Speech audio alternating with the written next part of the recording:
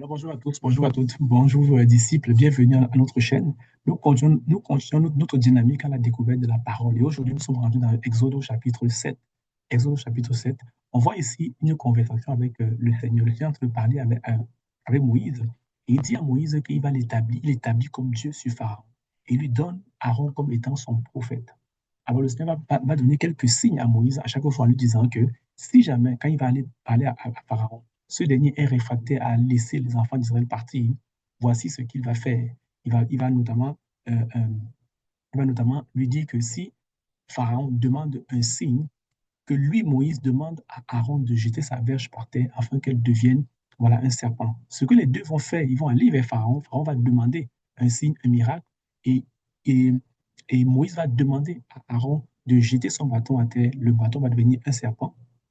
Mais sauf que les enchanteurs ou encore les sorciers de Pharaon vont faire la même chose. Cependant, la Bible nous dit que la verge de Aaron va manger les serpents des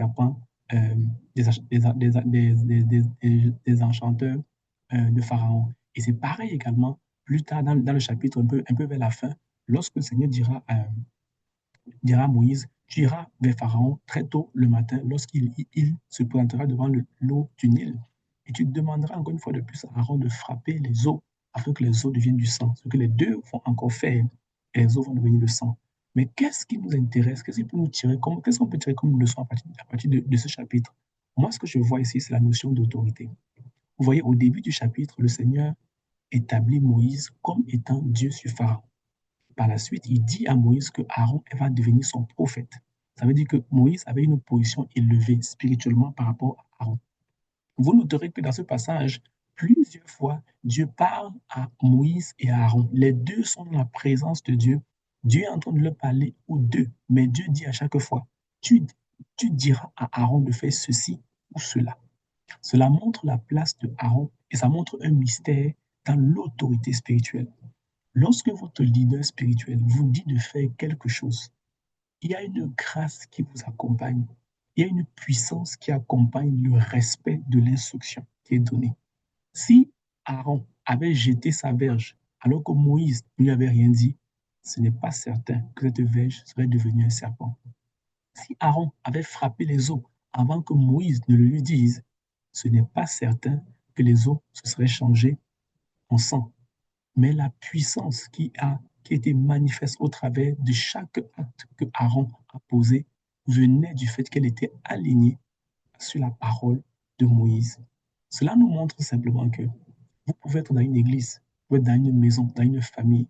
Lorsque le chef spirituel, lorsque votre pasteur, votre leader vous parle, il vous donne une instruction, va à l'église, conduit un temps de prière, prend autorité, prie, dans sa phrase, il y a une puissance que le Seigneur vous communique.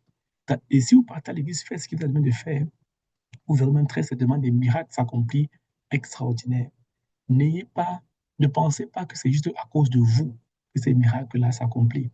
Parce que vous voyez, à chaque fois que Aaron faisait ces choses, il y avait du miraculeux qui s'opérait.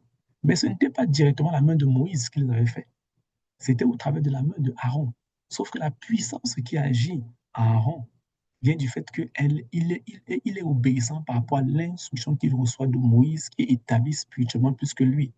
Vous pouvez être un serviteur de Dieu, que votre Père spirituel envoie dans un territoire. Vous allez dans ce territoire-là et vous accomplissez des choses extraordinaires, encore même plus grandes que celles que votre Père spirituel a accomplies. Ne pensez pas que vous êtes supérieur à lui. La grâce qui coule sur lui est celle qui parle et qui vous pousse à marcher dans un miraculeux que lui ne manifeste pas de manière tangible, mais qu'il transporte en son sein.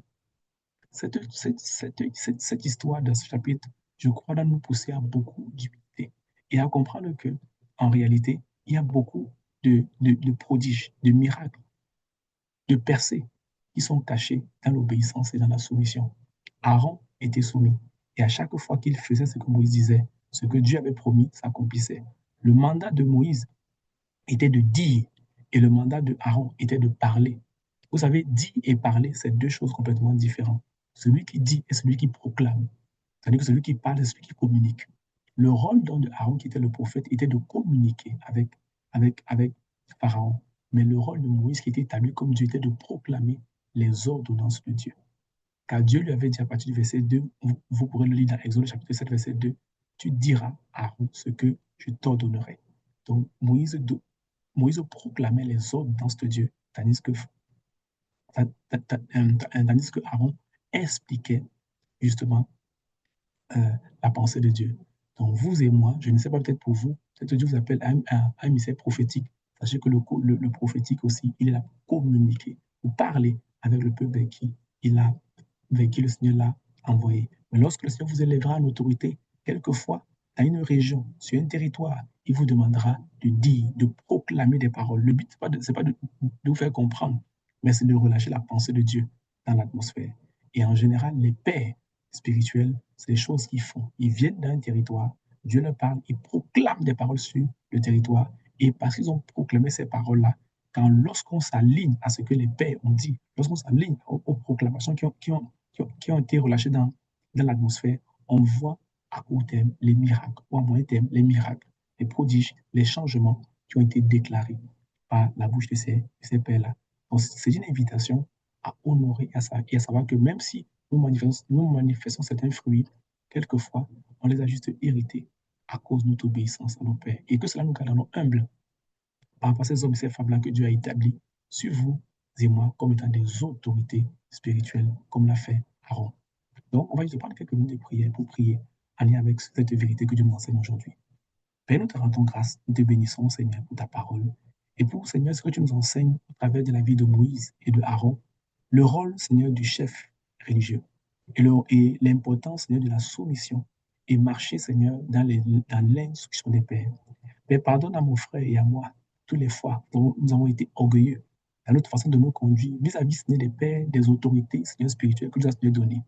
Apprends-nous par ton esprit à marcher, Seigneur, dans l'obéissance, dans la soumission, Seigneur, afin que de la même façon que Aaron a joué son rôle, que nous jouons notre rôle dans notre époque et dans notre génération. Et alors que tu nous élèveras, nous aussi, en autorité, que nous sachions, Seigneur, proclamer, dire tes ordonnances comme Moïse l'a fait. Merci, Père, ce que tu entends, ce que tu écoutes au nom de Jésus. Amen. Amen, amen, amen. Alors, disciples, je t'invite à relire le chapitre. Si tu as le temps, mets-le en commentaire. Ça pourrait aider quelqu'un. À une prochaine vidéo.